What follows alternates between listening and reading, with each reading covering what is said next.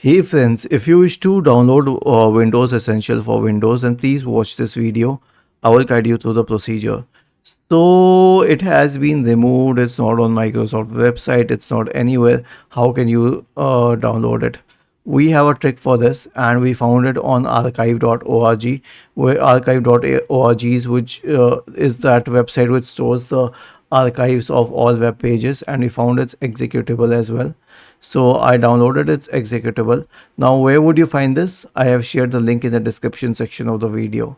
So click on this executive file, and it will need a few seconds to download, and once it downloads you can open the file and log in. Then install Windows Essentials. And Windows Essentials was very important. It had a complete security suite associated with it. Okay, but now they have been separate. But if you want it all on in one suite, then this can be a very helpful application. Okay, I'll click on it and I will start the installation process, and it's installing here.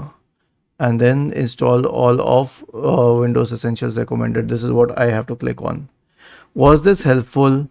If yes, then please subscribe to the channel, and if not, then let us know in the comment section of the video on how we could help you further. Thank you for watching this video and have a nice day.